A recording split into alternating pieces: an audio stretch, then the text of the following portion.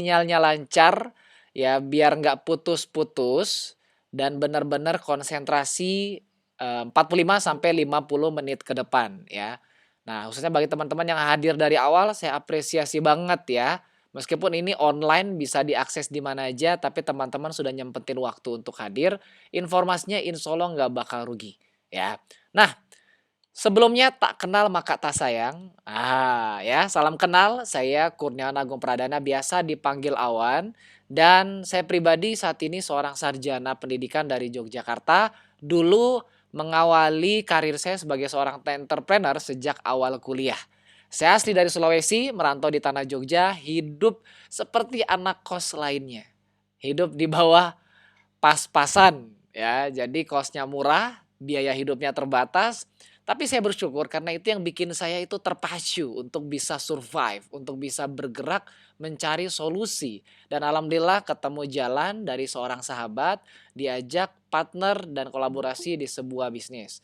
Dan alhamdulillah sekarang sudah 11 tahun dan saat ini saya punya 19.000 mitra usaha di seluruh Indonesia dan saya juga sudah menjadi trainer dan pembicara hampir 20 kota di Indonesia. Saya pun, alhamdulillah bareng dengan, tim-tim saya sudah menjadi pemenang beberapa cash reward dan trip di beberapa negara secara gratis. Nah, ini mungkin beberapa,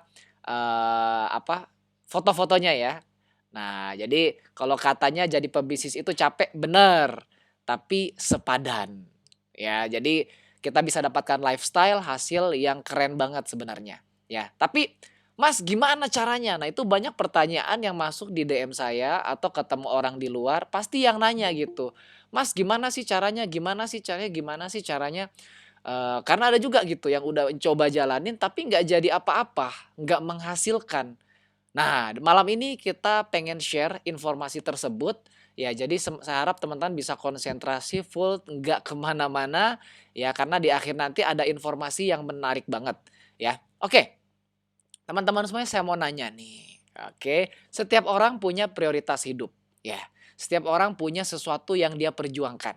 Entah itu egoisme atau mungkin kontribusi, terserah ya, yang penting setiap orang punya sesuatu yang dia prioritaskan. Nah, kita udah survei teman-teman, ada 10 hal yang jadi prioritasnya orang. Coba dibaca baik-baik ini ya, semoga ini bisa kebaca. Yang pertama ada orang yang mau jadi pengusaha karena mau usaha sendiri, udah capek kerja sama orang gitu. Ada juga yang mau penghasilan lebih besar, ya mungkin dia nyaman dengan pekerjaannya, tapi gajinya kurang. Ya. Ada juga yang pengen membahagiakan kedua orang tua. Dia lakukan segalanya, yang penting orang tua yang masih hidup bisa bahagia. Mau punya rumah atau mobil baru karena udah lama tinggal di kos atau mungkin sudah menikah ya. Nah, atau mungkin kalau anak-anak muda sepantaran mahasiswa pengen beli laptop atau rumah atau gadget baru ya. Mau jalan-jalan ke luar negeri, ada juga yang suka traveling, mau pensiun dengan tenang karena mungkin tidak jadi PNS, jadi pensiunannya terbatas. Mau bebas waktu dan uang, karena banyak yang punya waktu tapi nggak punya uang, begitu juga punya banyak uang tapi terlalu sibuk.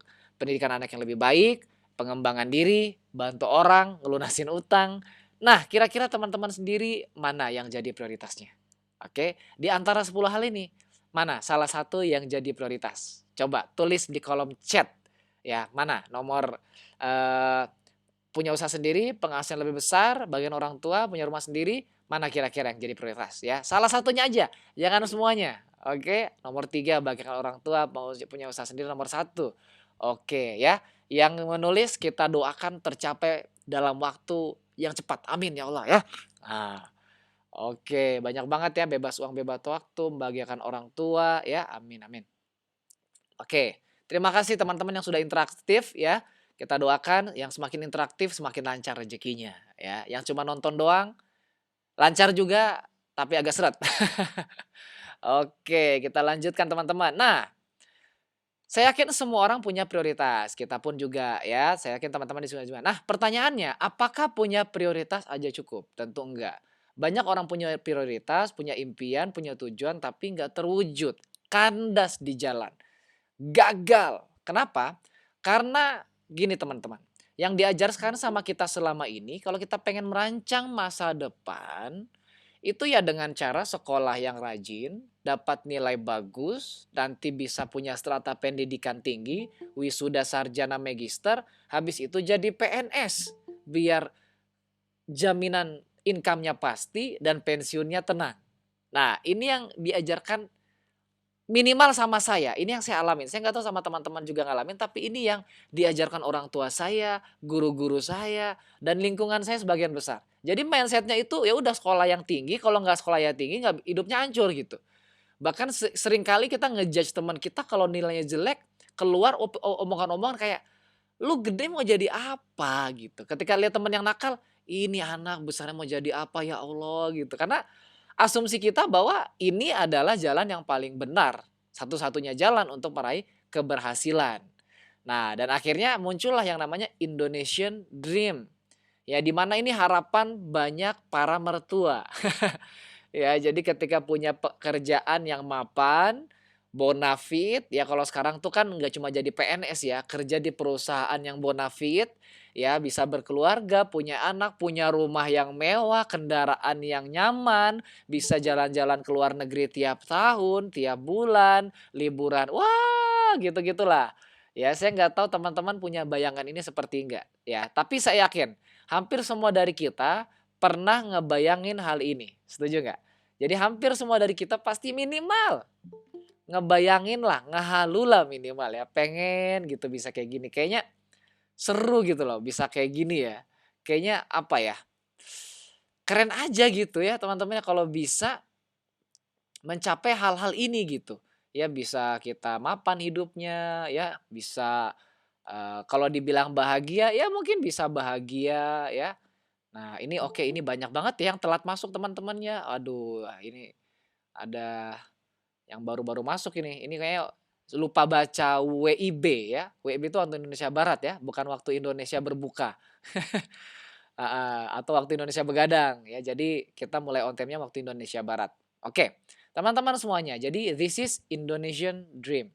Impian banyak orang, banyak mertua ya. Pak, saya nggak kepikiran kayak gitu. Ya, ya sudah lah. Terus ngapain Anda kerja mati-matian ya? Saya hidup nyaman gitu. Tapi kita sepakat lah. Kita rata-rata ya orang pengennya kayak gini. Nah, ini adalah ekspektasinya. Nah, masalahnya adalah ekspektasi selalu tidak sesuai dengan realita. Setuju nggak? Selalu ada yang berbeda. Nah, realitanya berbeda. Kenapa? Waduh, pengangguran di mana-mana. Ya, di Jogja aja 70% pengangguran itu terdidik. Ya, 95 hampir 690.000 sarjana menganggur. Ya. Bahkan ini ada fakta wow ya, pengangguran di Republik Indonesia didominasi sama milenial yang berpendidikan. Ya, ini udah realita. Ini saya nggak menakut-nakutin bagi teman-teman yang kuliah, cuman ini realitanya gitu. Ya, ini realita ini banyak banget loh teman-teman ya. Nah, ya, jadi kita nggak usah bicara bisa mapan, sukses dulu. Nyari kerjanya aja dapat udah syukur-syukuran. Ada teman saya kemarin, ya ini seorang anak emasnya dosen gitulah ya. Lulusnya juga cum laude, terus aktif di kampus, terus dikirim kemana mana di kampus-kampusnya. Jadi ini termasuk mahasiswa yang berprestasi. Dia untuk dapatkan pekerjaan harus kirim 30 lowongan pekerjaan teman-teman. 30-an, baru satu yang akhirnya dapat. Ya. Adik saya alhamdulillah dapat kerjaan di salah satu instansi pemerintah di Jakarta. Itu yang keterima cuma 2, yang daftar berapa? 5.000. 5.000 orang keterima cuma 2. Saya bersyukur adik saya keterima. Cuman pertanyaannya ada 4.998 pasang orang tua yang anaknya nggak jelas kerja di mana. Bahkan ada satu teman saya barusan itu kebetulan dia udah punya pengalaman kerja. Ya, dia udah pengalaman kerja di Semarang, dia resign kerja di Jogja, resign karena nggak cocok sama SOP-nya, dia ikut training, bagusin CV, belum ada panggilan kerja. Anda tahu nggak berapa lowongan yang dia kejar? Hampir ada 150 lamaran yang dia sebar. Gila nggak sih itu? Ngeri ya, ngeri banget. Ini realitanya. Ya, ditambah lagi apa? Wow, pinjaman online di mana-mana subur banget. Karena kerjanya nggak pasti, kerjanya sulit, kalaupun dapat gajinya segitu-segitu aja, kenaikannya nggak pasti, ya. Akhirnya apa? Ya udah untuk melangsungkan hidup pinjam. Yang parahnya lagi pinjaman ini nggak cuma untuk hidup, untuk main judi. Parah nggak sih teman-teman ya? Wah ini yang parah gitu ya. Nah ini sangat-sangat apa ya, miris gitu kalau kita lihat ya. Miris banget di Indonesia. Ya. Jadi kalau kita pengen hidup nyaman dan berkecukupan, teman-teman sekolah aja nggak cukup. Sekolah aja nggak cukup. Karena zaman sekarang banyak perusahaan pun ngelihatnya itu bukan ijazah, itu cuma formalitas, yang mereka lihat adalah kemampuan. Skill setnya, ini anak nih bisa apa gitu. Bisa beri kontribusi apa buat perusahaan. Nah, bahkan ditambah itu sekarang ya mau IPK tinggi, skill banyak seringkali juga kalah sama yang namanya orang dalam. Nah, ini nih susah nih ya. Orang dalam ini udah dewanya dewa loh teman-teman ya. Kalau Anda pinter, jago, nggak punya orang dalam zaman sekarang susah gitu ya. Jangankan di luar Jawa ya. Di daerah saya juga termasuk nepotismenya tinggi banget gitu. Anda punya orang dalam lancar ya. Jangan sampai di Jawa juga hampir seperti itu gitu. Dan kita nggak bisa, wah ini kok nepotisme, wah gini gini gini. Kita mau marah-marah sampai kapan? Pemerintah sih nggak buka lowongan pekerjaan. Ya mau gimana lagi teman-teman, kita harus menghadapi realitanya. Bukannya kita komplain-komplain terus, kita bicara, tapi tenang aja ini, malam ini kita bicara solusi ya. Jadi malam ini kita bukannya nyalain pemerintah atau, kenapa saya harus lahir di zaman ini gitu ya. Coba saya lahir tahun 60-an mungkin dapat kerjanya gampang. Nah, tapi enggak, kita bicara solusi. Di balik kesempitan selalu ada kesempatan. Ya, memang kita tahu realitas saat ini susah, nggak gampang. Ya, nyari kerja itu berat. Ya, udah dapat pun belum tentu cocok gajinya. Udah gajinya pas, belum tentu rekan kerjanya nyaman. Rekan kerja nyaman, lingkungannya nyaman, belum tentu bosnya enak. Nah, ini yang repot, teman-teman ya. Nah, udah nyaman semuanya ternyata bukan pegawai tetap, cuma kontrak. Nah, ini dia ya. Tapi nggak masalah, kita bicara solusi ya. Nah, teman-teman semuanya, ya kita bicara solusi nih. Solusi buat apa dulu? Ya, kita kembali nih. Ya buat dapat kerja dong, Mas. Solusinya biar bisa hidup. Oke, oke, buat dapat kerja. Buat kerja buat apa? Penghasilan tentunya kan. Penghasilan buat apa? Buat hidup. Nah, jadi ujung-ujungnya itu ya buat penghasilan untuk hidup. Ya. Ya kalau kita bicara kesuksesan, deh kan kita nih siapa yang pengen sukses? Nggak usah jawab, semuanya pasti pengen sukses ya. Hanya segerintil orang yang pengen hidup biasa-biasa aja. Rata-rata pengen kita kalau ditanya, "Mau nggak sukses?" Mau. Pengen nggak kayak Atta Halilintar? Pengen nggak kayak Pak Sandiaga Uno? Pengen nggak kayak Rafathar gitu, Raffi Ahmad? Ya siapa yang nggak pengen, ya. Tapi kita realistis aja deh. Sukses itu relatif. Ada yang 10 juta udah sukses, ada yang 1 miliar baru sukses. Tapi kita sepakat ya teman-teman ya. Sukses kita mungkin beda, tapi kita nggak ada yang mau sengsara. Betul nggak? Di antara kita tidak ada satupun yang pengen hidup sengsara. Ya. Kalaupun kita siap sengsara, kita nggak pengen keluarga kita sengsara. Nah, makanya kita satukan frekuensi dulu nih. Kita nggak pengen sekedar sukses, kita pengennya itu hidup yang mapan. Ya, hidup berkecukupan gitu. Ya, hidup pas-pasan, pas mau beli ada uangnya. Ya, ya. Hidup mapan gitu ya. Nah, kita lihat dulu nih standar mapan di Indonesia apa. Nah, standar mapan di Indonesia itu biasanya punya rumah, punya kendaraan, berkeluarga, nah, dan bisa menikah. Nah, ini standar, dan sayangnya keempat hal itu butuh biaya, ya.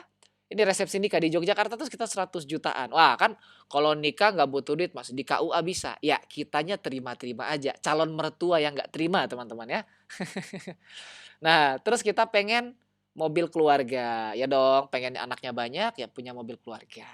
Ya, terus pengen beli rumah, masa selamanya ngontrak sama ngekos, ya toh? Ya, terus pengen isi perabotannya juga yang kalau kita total ini hampir 750 juta guys ya teman-teman ya. 750 juta kalau Anda punya gaji 3 juta. Yang kita anggap gaji 3 juta ini udah cukup lumayan. Sekarang saat ini ya. Wisuda gaji 3 juta, sangat lumayan ya di Indonesia, apalagi di Yogyakarta yang UMR-nya cuma 1,8 juta. Saya nggak tahu di daerah Anda.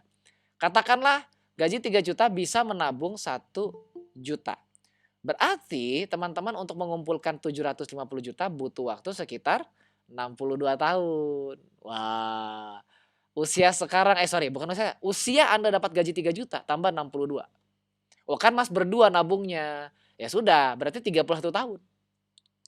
Anda yakin cowok masih mau sama ceweknya itu 32 tahun kemudian? Nah, jadi ini realitinya. Ya ini mungkin cuma spekulasi aja, tapi ini banyak yang terjadi. Usia 30-40 masih ngontrak. Usia 40-an masih susah. Ya. Ya Anda jangan perbandingannya sama yang di Instagram. Instagram yang selebgram sukses itu nggak banyak. Kita lihat realita yang ada saat ini, keluarga kita, tetangga kita, yang ada di depan kita, ya, saudara-saudara kita, itu yang realita teman-teman. Jangan tergoda sama yang di Instagram gitu, bisa jadi cuma bagus-bagusnya doang diliatin, ya. Lihat aja realitas sekeliling kita loh. Ada berapa yang punya mobil, rumah, dan mapan? Bisa dihitung jari. Ya, bisa dihitung jari. Nah, makanya gini, ya teman-teman, kalau kita cuma ngandalin gaji, ya, atau mungkin gaji satu-satunya income kita, udah hanya masalah waktu, udah pasti jatuh miskin. Pasti jatuh miskin. Entah karena utang piutang atau karena resesi, inflasi dan lain-lain, ya. Udah pasti tuh. Dan saya nggak tahu teman-teman, ya. Saya pribadi itu sangat takut. Bukan saya nggak suka sama kemiskinan, saya benci enggak. Cuman saya pernah merasakan teman-teman ketika orang tua saya itu, saya anak pertama kebetulan dari 5 bersaudara, orang tua saya dua-duanya guru, saya pernah merasakan di mana orang tua saya masih tinggal sama mertua. Orang tua saya merintis bangun rumah. Rumahnya itu ya Allah tanahnya lantainya itu cuma pasir. Atapnya itu cuma dari daun. Saya ngalamin banget teman-teman. Saya 7 tahun, saya SMP SMA masuk pesantren. Saya masuk pesantren teman-teman di Jawa Timur, orang tua saya di Sulawesi. Bayangkan, saya 7 tahun di pesantren hanya dijenguk 2 kali sama orang tua saya. Bukan orang tua nggak peduli atau lupa anaknya di pesantren. Tapi ekonomi nggak mendukung. Nggak ada biaya. Nah ini yang terjadi teman-teman. Ya. Nah jadi kita jangan mikir cuma nyari gaji. Ya kita harus berpikir lebih cerdas. Nah kita pengen kaya. Ya. Semua orang pengen kaya, pengen sukses, pengen mapan. Sayangnya itu bukan cuma masalah uang. Kalau detik ini kita dapat duit, waduh jadinya kayak yang di berita-berita. Ya banyak banget kan. Kemarin kayak kisah petani yang di Tuban, dapat miliaran, sekarang uangnya tinggal 50 jutaan. Ya, bahkan ada beberapa pemenang lotre dapat puluhan miliar, hitungan tahun bangkrut, jatuh bangkrut. Lebih miskin dari sebelum dia dapat lotre. Nah, karena kenapa teman-teman? Karena kaya dan miskin itu bicara mental. Ya, ini kita belajar dari guru finansial ya, penulis buku Rich Dad Poor Dad. Ya, The Cash Flow Quadrant, banyak banget buku-buku tentang finansial yang bestseller. Nah, beliau mengatakan kaya dan miskin itu bicara mental. Ya, sayangnya banyak orang-orang itu mendewakan akademis. Kalau di bukunya beliau dibicara itu poor dad. Ya, orang ayah miskin. 95% orang-orang tua di dunia itu mendewakan akademis. Kalau anaknya nilainya nggak bagus, stres. Anaknya nggak D-kelas, stres. Nah, atau yang dibanding-bandingkan kalau anaknya, ibu anaknya ranking berapa? Anak saya ranking 3, masuk 3 besar. Anak saya ranking 1 kemarin. Nah, jadi bangga-banggaan akademis. Padahal yang dibutuhkan untuk sukses dalam hidup bukan itu, tapi life skill. Ya, itu berhubungan dengan kecerdasan finansial, kecerdasan emosional, kecerdasan spiritual. Siapa yang paling bisa berkomunikasi dengan orang lain? Siapa yang paling jago mengatur finansial? Siapa yang paling hebat mengkondisikan emosional? Dia akan menang dalam hidup. Dan ini sayangnya tidak diajarkan di sekolah. Nah, makanya ini saya rekomendasi banget, silakan teman-teman baca bukunya. Nah, malam hari ini kita bicara hal sederhana tentang kecerdasan finansial. Apa sih yang bikin orang miskin, orang kaya, dan orang yang menengah? Nah, ternyata halnya sederhana. Kalau teman-teman lihat di gambar ini adalah income statement, ini adalah balance sheet. Ya, ini apa? Ini income, pengeluaran, aset, liabilitas. Oke? Nah, orang miskin kalau punya income, ya punya pekerjaan, have a job, dia punya income, biasanya langsung dipakai buat bayar ini, bayar itu, beli ini, beli itu. Ya, orang miskin, dia mau punya uang sebanyak apapun langsung mikir, beli apa ya? Beli apa ya? Beli apa ya? Pamer ke teman-temannya. Gitu. Itu mindset orang miskin. Nah, kalau orang menengah beda lagi. Orang menengah punya income, ya, punya income, langsung beli liabilitas. Ya, bedanya pengeluaran itu buat kebutuhan hidup. Jadi biasa kalau orang-orang miskin tuh habisnya untuk kebutuhan hidup. Ya, jadi karena ya nggak ada pemasukan lebih, terpaksa keluar. Nah, tapi kalau orang-orang menengah punya income, ya ada kebutuhan hidup, tercukupi, ada kelebihan, langsung beli liabilitas. Beli HP baru, beli motor baru, beli mobil baru, healing, jalan-jalan. Nah, itu liabilitas. Ya, bukan kebutuhan utama, tapi jadi pengeluaran. Itu liabilitas. Tapi orang-orang kaya berpikir sebaliknya. Justru dia tidak punya pekerjaan, dia punya aset yang menghidupi dia. Ya. Jadi asetnya ini yang memberikan dia itu income. Income-nya nanti dipakai buat pengeluaran, buat liabilitas, dan untuk menghidupkan asetnya lagi. Nanti ini saya akan bahas sedikit lebih detail, cuman teman-teman dapatlah gambarannya. Intinya jangan punya mindset orang miskin, jangan punya mindset orang menengah. Ya, orang miskin ya itu habis buat kebutuhan hidup, orang menengah habis buat gaya hidup, tapi orang kaya itu orang-orang yang hidup dari aset. Ya. Nah, jadi kita akan belajar lebih detail ya, spesifik. Nah, teman-teman semuanya. Jadi sebagai entrepreneur, ya kita lebih spesifik ini. Malam hari ini kan kita bicara project entrepreneur. Jadi kenapa saya bahas hal-hal tadi gitu ya? Karena banyak orang berpikir untuk menjadi entrepreneur itu sekedar ganti profesi. Yang tadinya kerja di kantor sekarang jualan ubi. Yang tadinya kerja di perusahaan atau PNS sekarang buka toko. Enggak kayak gitu teman-teman. Jadi seorang pengusaha nggak sekedar ganti profesi. Banyak pengusaha-pengusaha yang juga mindsetnya masih karyawan. Akhirnya nggak jadi apa-apa, nggak jadi aset. Jadi kita harus cerdas secara finansial. Mas, apa maksudnya cerdas finansial itu? Ya, selama ini kita dinasihatin sama orang-orang tua kita, atau dulu ada pepatah yang bilang hemat pangkal kaya.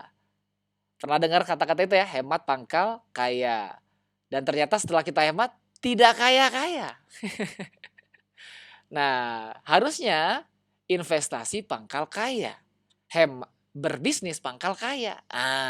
Harusnya itu. Ya, jadi apa kecerdasan finansial? Sederhananya, kecerdasan finansial itu adalah bisa membedakan mana yang kebutuhan, mana yang keinginan. Ya, kalau kita lagi lapar, makan kebutuhannya apa? Kenyang, betul nggak? Makan. Jadi di warung aja cukup. Tapi kalau kita mikirnya keinginan, pengen makan di mana yang enak, makannya di restoran. Ketika kita misalnya pengen nongkrong, nongkrongnya di mana? Yang penting ketemu teman, di angkringan, di warung makan pinggir jalan bisa. Tapi kalau kita pengennya, yang eksklusif dong, di Starbucks. Ya. Kira-kira apa lagi yang menurut teman-teman keinginan dan kebutuhan? Apa kira? Kebutuhan dan keinginan. Apalagi contoh-contoh? Coba ini. Saya kasih waktu 1 menit untuk teman-teman mikir ya. Kira-kira apa lagi yang kebutuhan versus keinginan? Yang dalam kehidupan kita sehari-hari. Kalau udah ketemu, tulis di kolom chat ya. Dari MC kita nih ya. Kaos oblong versus Supreme. Bener ya. Kan tinggal nutupin doang sebenarnya kaos itu. Yang penting nyaman, sudah. Tapi kalau kita pengennya ya pengennya Supreme. HP Xiaomi sama iPhone. Bisa jadi ya. Yang lain, ada lagi nggak? Yang apa? Ini kebutuhan dan keinginan. Ayo ya. Ini kalau nggak bisa jawab nggak lulus nih. Silakan di. Oke ya. Motor biasa. Oke, ditulis di kolom chat aja ya. Biar nggak terlalu rame kita nih. Kalau pakai suara nanti takutnya rame banget ini. Mobil Avanza versus mobil Ferrari, betul. Supra Bapak, Aureox, kredit, branded, Android, iPhone, air putih, Coca-Cola, bener. Kalau Android, iPhone belum tentu ya, karena Android S20 sama iPhone 6 lebih mahalan Android loh. Ya, jadi jangan terjebak di kata merek doang. Oke. Nah, jadi intinya kita mobil Kijang versus mobil Lamborghini. Betul ya. Bisa jadi ya. Ini udah pinter-pinter semua, makanya kita lanjut ya. Jadi teman-teman udah bisa ngebedain. Minimal ngerti lah mana kebutuhan, mana keinginan. Kalau teman-teman sudah bisa ngebedain itu, teman-teman udah sedikit lebih cerdas secara finansial ya.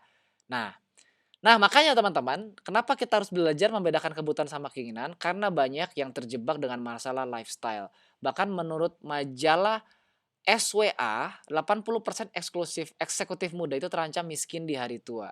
Karena kebudayaan kita itu konsumtif, besar pasak daripada tiang. Investasinya kacau dan tidak mempersiapkan di hari tua. Ya, kita belajar banget nih dari salah satu tokoh ya di Indonesia, namanya Raditya Dika. Di usianya sekarang yang mungkin masuk usia 35 ya kalau nggak salah, atau 40. Dia sudah punya uang tabungan pensiun. Jadi kalau dia mau pensiun detik ini, dia udah bisa pensiun dengan tenang. Tanpa mengurangi gaya hidupnya. Luar biasa nggak sih? Jadi hati-hati dengan lifestyle ya. Pilih mana? Pura-pura kaya atau pura-pura miskin? Nah, kalau pura-pura kaya berarti aslinya miskin. Kalau pura-pura miskin berarti aslinya memang kaya. Justru kita harus prihatin kalau lihat teman kita tuh konsumtif. Ya, jangan ngikut-ikutan. Kasihan gitu loh. Dikit-dikit jalan, dikit-dikit belanja, dikit-dikit shopping, dikit-dikit healing. Akhirnya uangnya habis. Ya, jadi kan bedakan teman-teman lifestyle dengan wealth style. Gaya hidup dan gaya kaya. Waduh ya. Nah, kalau orang-orang punya gaya hidup, ya, jadi kalau orang-orang yang punya lifestyle mikirnya untuk gaya hidup, punya duit dibeli buat gaya hidup. Yang penting gaya, YOLO, you only live once kalau gayanya mereka tuh. Hidup cuma sekali dong, kayak gitu ya. Tapi kalau orang punya wealth style, dia gayanya investasi. Punya duit diputar. Tapi hati-hati ya, ini saya nggak bicara investasi bodong ya. Teman-teman harus smart kalau dalam mas ini. Silakan belajar lagi ya. Teman, intinya gayanya investasi. Nah, yang kedua, uang dipakai untuk konsumtif. Jadi kalau dapat uang beli apa ya, tapi kalau yang gaya investasi dipakai untuk produktif. Investasi apa nih? Mau bisnis apa nih? Ya. Nah, orang punya lifestyle nikmati dulu, bayar belakangan. Akhirnya SPL, pinjam. Ya kalau mau minjamnya buat investasi nggak masalah atau bisnis ya, kita put duitnya hidup. Tapi ini malah untuk konsumtif, main judi, beli slot. Waduh ya. Terus menunda kesenangan. Ya, menunda kesenangan. Beli sesuatu kalau punya uang 3 kali lipat dari nilai barang yang mau dibeli. Ya, pengen beli harga HP 5 juta, pastikan punya uang 15 juta dulu. Nah, dan sayangnya 80% orang punya pola hidup seperti yang lifestyle. Hanya 5% yang benar-benar paham bahwa gaya hidup tuh tidak perlu seperti itu. Nah, teman-teman semuanya, kenapa kita harus cerdas finansial? Karena ada yang namanya bom waktu. Namanya bom waktu ini sangat berbahaya sekali. Ya, banyak orang tidak sadar, banyak orang nggak ngerti terhadap hal ini. Kadang pun orang sudah diingatin tapi masih nggak ngedengerin. Makanya malam hari ini saya mau ingatkan lagi sama teman-teman yang hadir di sini, hati-hati dengan yang namanya bom waktu finansial. Yang pertama teman-teman adalah PHK. Oke, di sini saya tahu beberapa sudah ada yang bekerja atau teman-teman yang kuliah nanti pengen bekerja. Ya, jangan terlalu yakin dengan perjalanan yang teman-teman dapat karena perusahaan itu kalau kita sakit, kita ada apa-apa, dia bisa gantikan sama yang lain. Sesederhana itu gitu, ya. Nah, jadi hati-hati dengan PHK. Kalau kita di PHK gimana? Mas, aman kan saya belum kerja, masih dapat uang dari orang tua. Lah kalau orang tuanya di PHK, nauzubillah, kemarin pas pandemi nunjukin sama kita loh. Orang tuh gampang banget di PHK. Yang kedua, sakit berkepanjangan. Nah, bahaya juga nih. Ya karena kalau kita orang sakit itu bukan cuma ngebebanin diri sendiri, ngebebanin orang lain. Aman Mas, ada BPJS. Iya, yang sakit dapat BPJS. Lah, keluarganya yang jenguk, keluarganya yang jagain dapat BPJS nggak? Nggak dapat. Ya. Nah, jadi ini harus diperhatikan gitu loh. Ya kalau kita sakit ngerepotin orang. Kalau keluarga kita sakit kan kita juga harus masalah biaya keluar banyak. Yang ketiga, usia lanjut. Nah, entah itu orang tua kita usianya panjang kan kita harus ngurusin juga. Dan yang terakhir adalah meninggoy teman-teman ya, meninggal. Ya, kita nggak tahu nih kalau bagi yang sudah punya anak, anaknya gimana. Kalau yang sekarang Anda ngurus orang tua, orang tuanya gimana. Nah, ini harus diperhatikan. Ini karena 4 hal ini, 4 bom waktu finansial. Nggak ada yang tahu kapan kita dipanggil. Pertanyaannya adalah bagaimana orang yang ditinggalkan. Nah, makanya kita harus benar-benar cerdas. Jangan ya. Dan ini nggak bisa diantisipasi teman-teman. Ya, ini nggak bisa. Oh, jangan sampai saya di PHK dong. Ya, kita nggak bisa ngatur dong. Ini semua masalah eksternal. Usia lanjut. Bisa nggak orang muda terus? Nggak bisa. Sakit. Siapa nggak tahu COVID kemarin seperti itu. Meninggal. Apalagi ajal di tangan Tuhan. Yang bisa kita lakukan adalah jangan sampai terlena. Jangan sampai kita berada di comfort zone. Kalau kata teman saya itu kampret zone. Ya, ini ada yang namanya sindrom katak mendidih. Maksudnya apa Mas? Sindrom katak mendidih. Sebuah penelitian di barat, seorang ilmuwan itu mengadakan sebuah penelitian. Seekor katak ditaruh di dalam panci air. Ya, air. Terus airnya diisi, katak-kataknya ditaruh. Namanya katak kan suka air. Dia main di panci tersebut. Tanpa sadar, si katak tadi, si ilmuwan itu nyalain kompor. Jegrek. Ya, apinya nyala. Si katak nggak bergerak karena dia masih nyaman dengan air tersebut. Dikit-dikit airnya mulai hangat. Si katak tambah nyaman. Wih, airnya hangat nih, seru.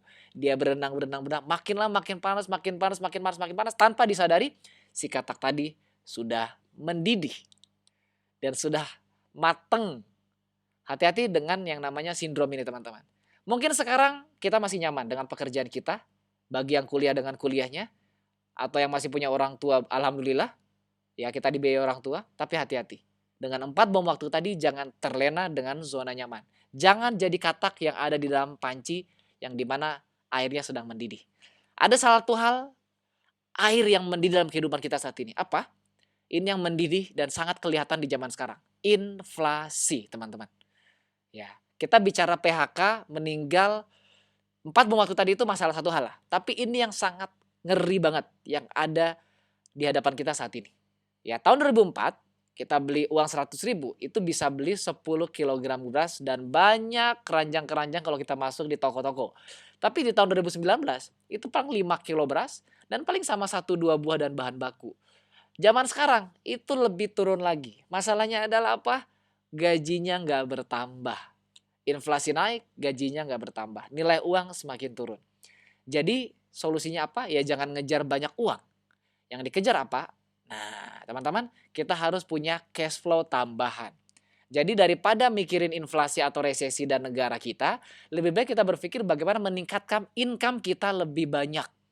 Ya, daripada stres menghemat atau mengurangi pengeluaran, lebih baik stres menambah pemasukan. Oke.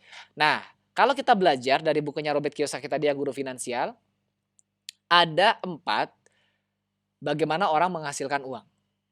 Ya, the cash flow quadrant E, S, B, dan I. Kuadran kiri dan kuadran kanan. Yang satu active income, yang satu passive income. Ya, ada employ, kamu bekerja untuk perusahaan milik orang lain dan mendapatkan gaji bulanan. Self-employ, pekerjaan dimiliki olehmu sendiri, gampangnya semakin banyak pekerjaan, semakin tinggi penghasilan. Oke, seperti content creator, MC, pengacara, musisi. Ini orang-orang yang independen. Ya. Terus ada business owner yang di kuadran kanan. Kamu memiliki bisnis atau sistem bisnis atau orang lain yang menjalankannya. Ada investor, kamu investasikan uang di berbagai bentuk investasi dan uangnya berkembang dan bekerja untukmu. Kalau ditanya sama Robert Kiyosaki, harusnya kita di mana? Harusnya kita di investor. Kita nggak bekerja buat uang, tapi uang bekerja buat kita. Tapi sayangnya untuk di investasi ini, banyak yang salah kaprah. Orang berpikir, oh mas saya investor.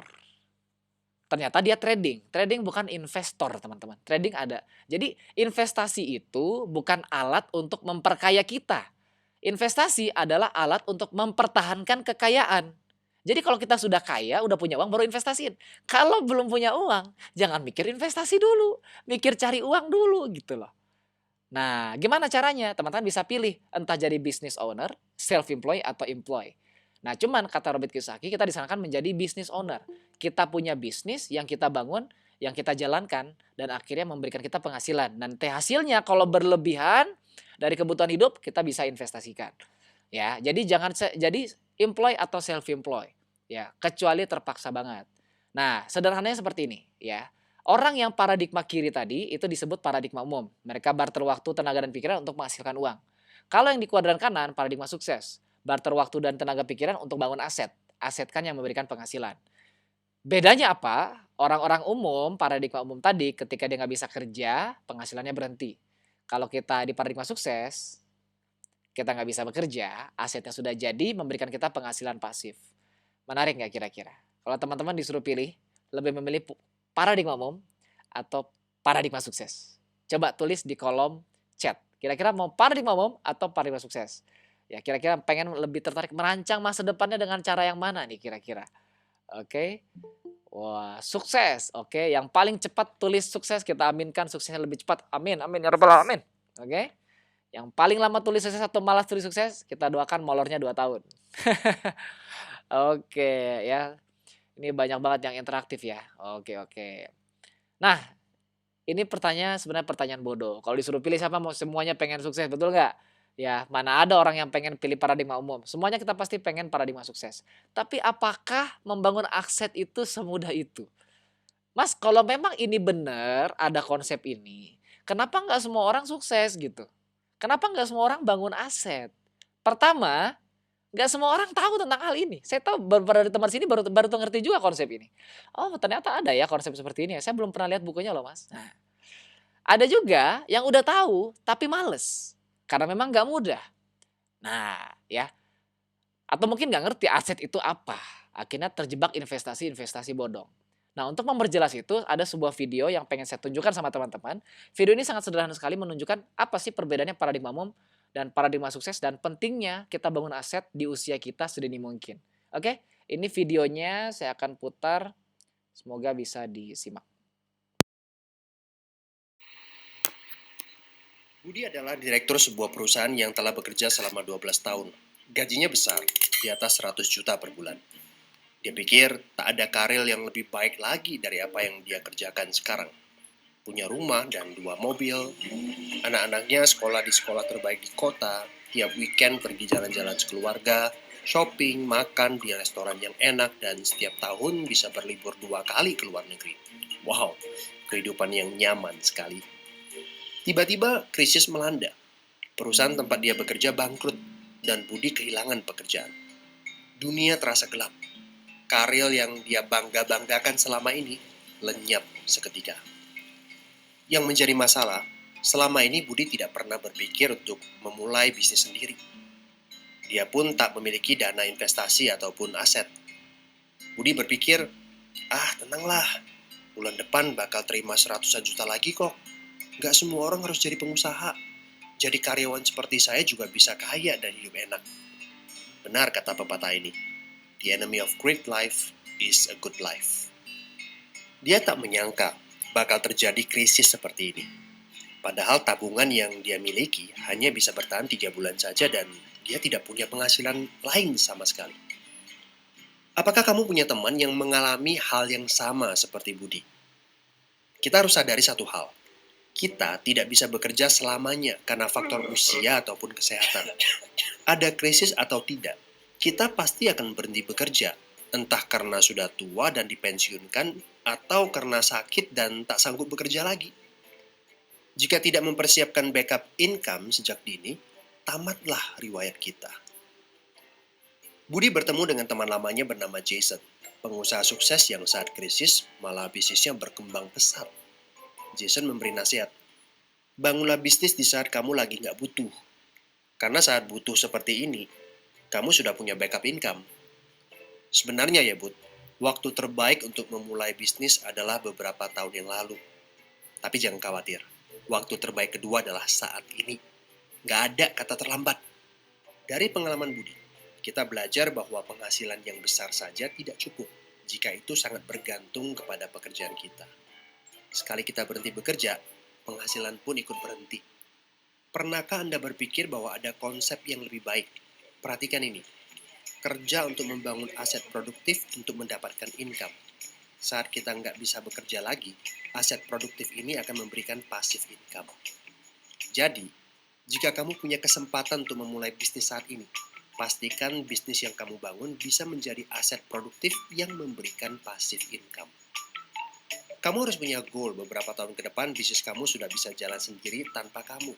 Ini namanya autopilot. Apa boleh buat? Krisis memaksa kita untuk berpikir panjang. Tidak cukup hanya sekedar penghasilan besar saja. Setuju? Tapi bagaimana caranya? Apakah ada bisnis yang autopilot? Jika kamu jeli, ada bisnis yang memiliki sistem yang dirancang untuk berkembang sendiri. Misalnya bisnis waralaba seperti Indomaret, Starbucks, McDonald, dan lain-lain. Tapi tenang, yang saya maksudkan bukan bisnis yang membutuhkan modal sebesar membuka kedai kopi Starbucks atau Indomaret. Ini berita gembiranya. Ada bisnis bersistem dengan modal terjangkau. Tapi saya nggak punya pengalaman bisnis sama sekali. Saya seorang pegawai, saya ibu rumah tangga, saya mahasiswa. Apakah punya kesempatan untuk sukses berbisnis? Oh tentu.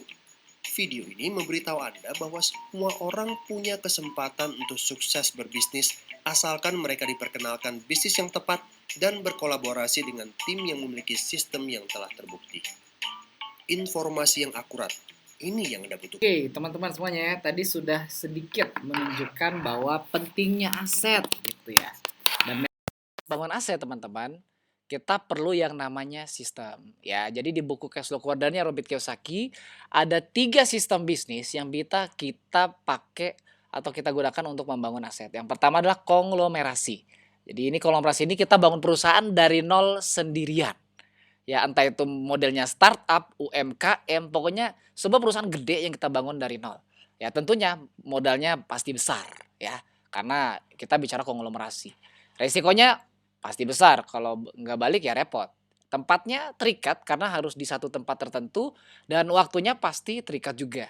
Ya, butuh kalian spesifik perusahaan apa yang mau dibangun dan biaya operasionalnya besar.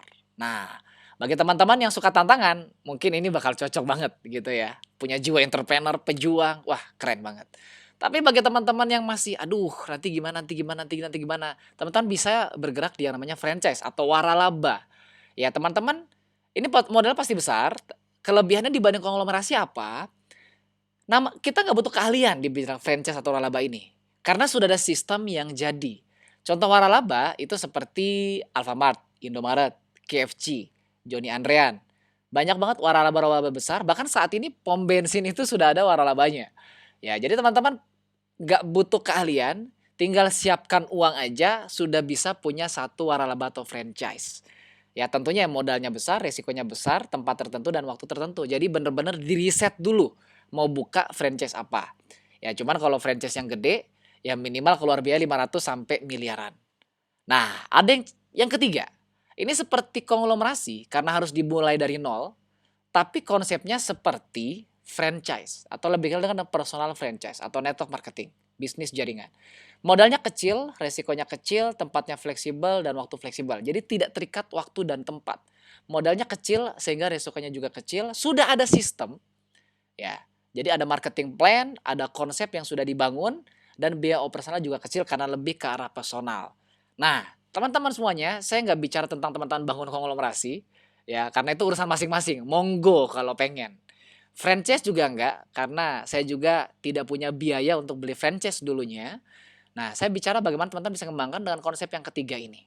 Nah, maksudnya itu bagaimana, Mas? Nah, nanti wait, kita back dulu. Nah, ya. Nanti bagaimana? Nah, kalau saya jelaskan lebih detail malam hari ini nggak cukup karena sekarang kita udah hampir selesai waktunya. Nanti akan ada acara khusus yang membahas tentang konsep lebih detail bagaimana teman-teman bisa bangun aset dengan konsep yang ketiga tadi. Cuman apapun peluangnya selalu akan ada masalah klasik. Ada yang bilang pengen sih Mas, cuman ya tabungan saya ini aduh ya bisnisnya mah nggak punya buat bis macam-macam, habis buat biaya hidup, bulanan aja udah mepet, aduh gitu-gitu, Mas itu orang nggak punya uang gini gini gini. Ini masalah klasik teman-teman, dan semua orang ada di posisi yang sama, ya. Cuman yang teman-teman perlu pikirkan adalah apa, pernah nggak sih terlintas di pikiran Anda gitu, kalau keluarga Anda itu mengalami 4 bom waktu finansial tadi? Ya. Saya turut prihatin kalau yang saat ini ada yang ngalamin gitu ya. Mungkin saat ini ada keluarga di PHK atau lagi ngalamin di PHK juga, atau mungkin ada yang keluarga orang tuanya sakit berkelanjutan dan lain-lain, saya turut prihatin. Tapi kalau yang belum bersyukurlah gitu loh, belum terjadi. Ya tapi kalau tapi kita pikirnya bukan kita apa ya, berdoa nggak jangan sampai kejadian gitu. Tapi nauzubillah kalau kejadian, kita udah siap atau belum. Jadi memang saya tahu teman-teman di sini banyak yang tidak siap untuk memulai gerakan untuk memulai bisnis. Entah itu karena masalah modal, waktu, tempat, finansial, atau apapun itulah. Coba pikiran hal ini. Namanya bisnis adalah sedia payung sebelum hujan. Jangan mulai bisnis ketika lagi BU. Karena bisnis butuh progres dan waktu untuk dibangun. Ya. Nah jadi pikirkan udah nasib keluarga kita gimana ke depannya gitu ya. Dan ini bukan hal baru teman-teman. Di Indonesia sendiri, warga miskin itu tembus 27 juta jiwa. Ini di bulan Juli 2021, itu 1 tahun yang lalu. Gimana sekarang? Ya, 27 juta itu 10% warga Indonesia loh. 10% warga Indonesia. Sedangkan orang kayanya hanya mungkin kurang lebih 1 sampai 10% juga. Berarti kebanyakan ada warga menengah. Dengan kondisi ekonomi saat ini, kira-kira yang menengah ini rentan ke atas apa ke bawah? Kebanyakan malah ke bawah, yang tadinya menengah akhirnya bangkrut, yang tadinya punya usaha akhirnya tutup, yang tadinya kerja akhirnya di PHK. Kita harus memikir aset dari sekarang, bukan untuk siapa-siapa. Kita mungkin bisa hidup susah, tapi belum tentu dengan keluarga kita, apalagi yang masih bujang nih. Masa nikah nanti pengennya sengsara bareng? Kan kita pengennya hidup sejahtera, setuju nggak? Ya, kita lupakan dulu bicara sukses-sukses berhasil kayak Atta Halilintar atau Raffi Ahmad. Minimal kita bisa dulu berkecukupan dan mapan dulu. Itu goals utama kita ngadain project entrepreneur malam hari ini, minimal teman-teman bisa mapan. Dan bagi yang kuliah, kita punya program bagaimana teman-teman bisa mapan sebelum bisa wisuda. Ketika yang lain wisuda nyari kerja, kita sudah buka usaha dan lowongan pekerjaan buat orang. Nah, seru ya. Nah, terus habis ini ngapain Mas? Nah, ya kan pertanyaan gitu ya. Habis ini harus ngapain ini? Yang pertama, benahi pola keuangan. Kalau ada hal-hal misalnya cicilan-cicilan yang nggak perlu, lunasin. Kalau perlu memang kalau ini liabilitas nggak penting, lepas aja deh, ya. Lepas aja kalau emang itu liabilitas. Jadi pengeluaran-pengeluaran nggak penting tuh jangan. Ya, punya teman-teman yang ngajak main nonton, udah jangan dulu. Ya, kalau itu memang konsumtif, tahan dulu. Ya, mulai isi tandon income-nya. Oke? Yang belum punya pekerjaan cari pekerjaan. Mahasiswa pasti kan punya income di luar orang tua. Ya, jadi harus punya income. Ya, kalau kata kiai saya itu ya berdikari, berdiri di atas kaki sendiri. Ya. Nah, jadi kita sendiri bisa menghasilkan uang dari manapun terserah. Dan mulai fokus bangun aset. Oke? Nah, bagi teman-teman yang bingung cara bangun aset atau merasa kayaknya saya nggak punya skill, mas saya ini jurusannya bukan bisnis, tenang aja. Saya juga dulu kuliahnya jurusan pendidikan agama Islam, orang tua saya dua-duanya PNS, jadi nggak ada mental-mental bisnisnya. Tapi pengen jadi pebisnis dan bangun aset juga. Nah, bagaimana caranya? Kita punya platform, ya namanya support system, One Vision. Besok, insya Allah Sabtu sore bakal ngadain sebuah seminar online, sebuah event online, live streaming langsung dari YouTube.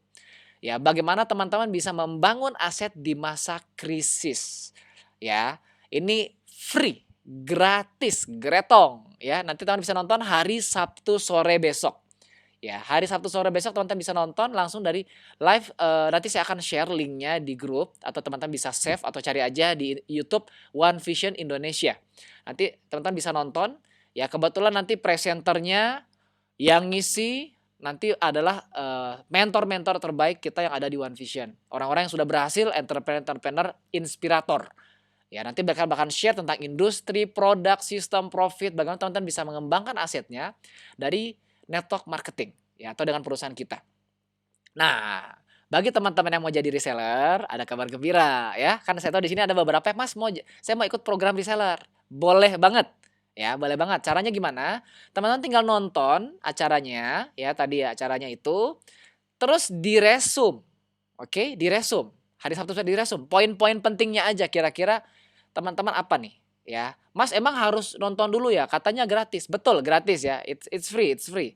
Tapi teman-teman kita nggak mau punya reseller yang nggak tahu apa-apa.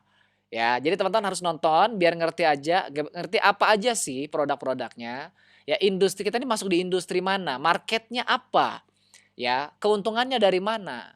Nah, terus yang saya dapatkan apa? Nah, ini langsung di live streamingnya nanti ya, itu sekitar 60 menit ya, YouTube jadi bakal hemat kuota banget. Kalau telat-telat dikit nggak masalah karena nanti masih bisa diakses. Ya, tinggal diresum aja, kumpulkan resumannya sama pengundangnya, nanti otomatis akan langsung masuk di grup pasukan reseller. Setelah itu teman-teman bisa jalankan, ikutin ada panduan yang ada di grup tersebut. Tapi untuk masuk di situ, syaratnya gampang banget, tinggal resume aja yang ada di opportunity preview, ya. Nah, tapi bagi teman-teman yang punya jiwa-jiwa pejuang kayak kami, ya pengen berjuang nih Mas, ya pengen membangun bisnis, membangun aset gitu ya. Kalau reseller kan cuma jualan doang gitu. Ya pengen bangun aset juga, ya kita ada sebuah peluang bisnis, ya, sebuah kesempatan dengan modal kecil, resikonya kecil, balik modalnya cepat, mudah dikembangkan. Bisa untuk part time, ya, bisa untuk latar belakang apapun, tempat waktunya sangat fleksibel, ya. Tapi Mas, saya nggak punya keahlian, pengalaman nggak punya. Nah ini kayak saya dulu nih, mahasiswa baru, baru sekali merantau, pengen mulai bisnis. Nggak bisa apa-apa, jualan nggak mampu, relasi nggak banyak, nggak jago ngomong, saya orangnya pendiam. Nah, nggak perlu khawatir ya, nggak perlu khawatir karena kita punya sekolah bisnis yang nanti bakal ngajarin skill bisnis, cara jualan, produknya bagaimana menemukan marketnya, soft skill, cara berkomunikasi, cara bermitra seperti apa, public speaking, jago ngomong. Ya, saya teman-teman lancar ngomong seperti ini pun bukan ujub-ujub dari awal. Karena ini sudah dilatih di sekolah bisnis kita. Ya, cara presentasi, membangun sosial media gimana, branding ya, termasuk cara mimpin orang. Karena bisnis itu kan gak sendirian. Bisnis sendiri kan namanya dagang. Kalau bisnis bangun aset kita harus membangun tim. Nah, kita butuh skill kepemimpinan. Termasuk nanti ada seminar online offline, training online offline, web support yang bisa direplika, ada grup internal yang buat diskusi, bahkan sampai akan di-mentoring. Ya, akan di-mentoring langsung teman-teman. Ya, jadi ini kelebihannya kalau jadi seorang mitra usaha, ya. Nah, Ini dia sekolah bisnis kami ya teman-teman yang namanya One Vision ya. Ini organisasi pendukung untuk membangun aset dengan strategi yang sangat sederhana dan mudah diaplikasi ya. Kita udah hampir di seluruh Indonesia bakal ada training-trainingnya ini. Ya, jadi teman-teman bisa ikut ya, online maupun offline nanti ada trainingnya. Nah, ya. Oke, ini ada yang bersuara, saya mute dulu. Oke, biar gak masuk suaranya. Oke. Nah, teman-teman semuanya, ya, saya nggak cuman bicara, oh ini tanpa adanya bukti, ya. Kebetulan beberapa tim yang udah kita bimbing, ya, kebetulan saya kan salah satu mentor di One Vision juga. Beberapa tim saya yang sudah saya bina ini bukan orang-orang lama teman-teman, ini orang baru-baru aja ketika pandemi kemarin. Ya, saya bicarain yang paling baru aja nih. Ada Mbak Nada ini dari Grobogan, ya, dari Grobogan ini kebetulan ini juga anak SMA, ya, anak SMA bergabung jadi mitra, impiannya pengen beli HP sendiri, akhirnya checklist.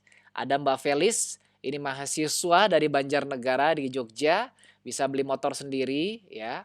Nah, terus ada juga ini Mas Sabda, ini karyawan golf ya di PHK pas pandemi, akhirnya berjuang jadi mitra kita bisa beli motor PCX cash.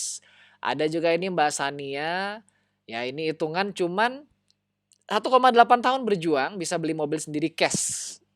Ada juga nih Mbak Ferry Noviana usia 21 tahun, mahasiswa di Malang, bisa beli mobil cash Yaris. Ada juga ini di sampingnya Mbak Hilda dari Trenggalek. Ada Mas Ari dari Blitar, bahkan yang paling bangga ini ada namanya Mas Arafik dari Trenggalek. Usia 22 tahun masih kuliah sampai saat ini bisa beli BMW cash ya. Nah, ini ada sebuah cuplikan, ini saya testimoni ya dari rekan saya Mas Arafik tadi. Dulunya beliau ini cuma pengen beli salah satu produk kita, tapi kita rekomendasikan untuk jadi mitra usaha, akhirnya bergabung dan alhamdulillah udah ngerasain hasilnya ya. Bagaimana ceritanya? Kita langsung.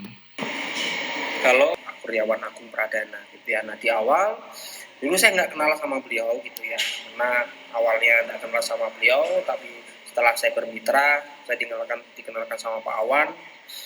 Saya bilang Pak Awan ini salah satu mentor yang sangat memberikan visi dan sangat berpengaruh gitu ya sama timnya. Kenapa saya bilang seperti itu? Karena di awal beliau dari cara membimbing ya, terus dedikasi beliau, kerja keras beliau sama tim, bahkan beliau itu adalah salah satu mentor yang sangat respect dengan pencapaian grup gitu ya. Alhamdulillah dari dulu yang saya bukan siapa-siapa, saya cuma mahasiswa biasa.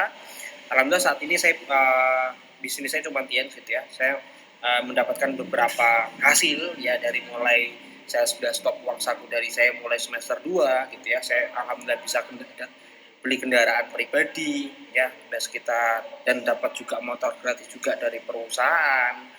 Terus di luar itu dapat beberapa reward 4 negara, salah satunya ke Eropa juga kemarin, dan bahkan kemarin juga dapat salah satu reward yang namanya cash reward ya, sekitar 5.000 US dollar. Dan alhamdulillah kemarin terakhir alhamdulillah saya bisa beli kendaraan impian saya, yaitu BMW itu secara cash ya Bapak Ibu semuanya.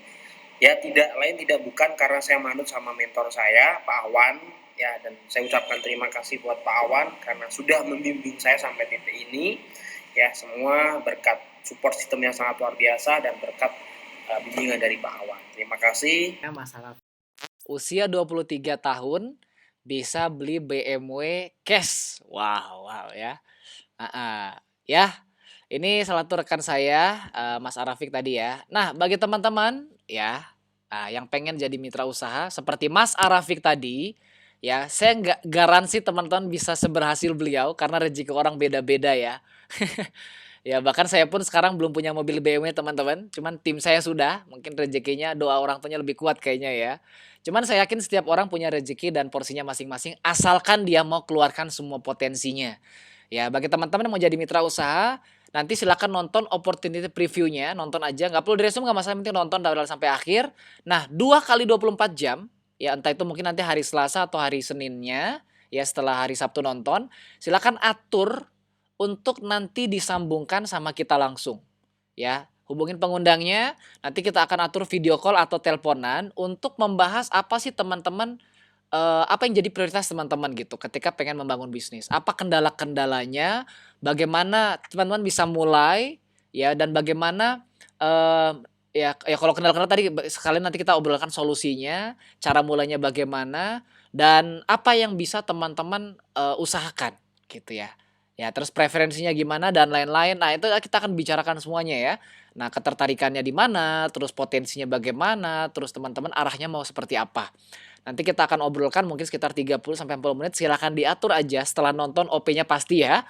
Nah, setelah nonton dulu, kalau udah dipahamin tentang industrinya bagaimana, produknya apa, sistem, profit, dan konsepnya dan lain-lain, nanti baru kalau ada pertanyaan-pertanyaan, silakan atur di wawancara kemitraan ini untuk informasi lebih detail, oke?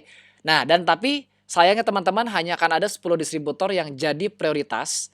Ya, dan nanti setelah interview akan ada 10 orang yang benar-benar kita prioritaskan, kita akan pilih 10 orang ini yang benar-benar ya kalau saya sih pengen bantu semuanya, cuman ya selalu kalau kebanyakan itu pasti nggak optimal. Ya, daripada banyak keteteran lebih baik kita pilih, kita prioritaskan beberapa aja. Hanya ada 10 orang yang kita prioritaskan untuk membangun usahanya. Ini kita bukan dia di Jogja atau di luar kota, enggak ya. Pokoknya kita lihat dari keseriusannya, ya salah satunya itu, tapi ada beberapa kriteria lain nanti. Nah, nanti pokoknya inti silakan atur aja ya jadwalnya, nanti setelah teman-teman ikut OP Sabtu sore yang di YouTube, nanti kita obrolkan lebih lanjut setelah itu ya. Semoga malam hari ini bukan, informasi pertama dan terakhir, kita bisa lanjut ngobrol-obrolan lebih lanjut karena memang ini butuh perbincangan panjang, ya. Bahkan nanti pun setelah teman-teman mulai, ya, kita learning by doing. Oke, teman-teman mungkin itu aja informasi yang bisa saya sampaikan. Untuk informasi selanjutnya silakan standby nanti hari Sabtu sore, oke? Saya ulangin lagi hari Sabtu sore 3 September jam setengah 4 sore waktu Indonesia Barat, live langsung dari YouTube One Vision Official ID.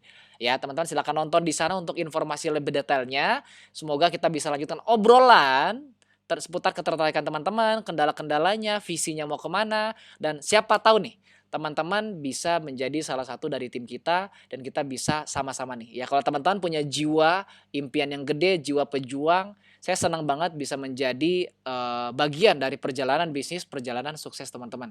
Ya, tapi tidak semuanya, semoga ada beberapa yang cocok. Mungkin itu aja yang bisa saya sampaikan pada malam hari ini. Semoga informasinya bermanfaat dan bisa dipraktekkan. Ya, mohon maaf kalau ada salah kata, tapi saya harap informasi ini bisa menjadi nilai-nilai baru dalam kehidupan teman-teman. Ya, entah dipraktekkan atau enggak, semoga ini bisa jadi hal yang positif. Terima kasih buat yang sudah hadir malam hari ini. Semoga informasinya bermanfaat. Sampai jumpa di lain waktu. Thank you. Selamat malam. Oh ya, jangan lupa kalau yang pengen screenshot malam hari ini tag Instagram saya @sarjanajutawan. Selamat malam, saya kembalikan kepada MC. Assalamualaikum warahmatullahi wabarakatuh. Ilham Dery, silakan. Oke, terima kasih Mas Awan yang sudah men-sharingkan ilmunya sangat luar biasa ya tadi. Banyak banget poin-poin yang menurut saya menarik dan mungkin teman-teman juga punya poin-poin sendiri ya. Tapi menurut saya ilmu aja nggak cukup teman-teman. Ya, perlu ada aksi nyata. Nah, aksi nyatanya bisa lihat nih di opportunity preview online dan setelah nonton itu bisa tanya kepada pengundangnya gimana caranya, dan untuk info lebih lengkap tentang opportunity preview online ini silakan tanya ke temennya, mungkin minta link YouTube-nya, minta aja ke para pengundang yang udah ngasih link grup ini. Oke teman-teman, terima kasih yang sudah datang pada malam hari ini, yang udah stay sampai akhir. Saya apresiasi banget.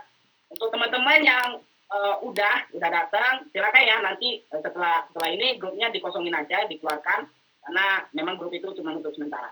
Oke, terima kasih teman-teman yang sudah hadir. Selamat malam. Assalamualaikum warahmatullahi wabarakatuh.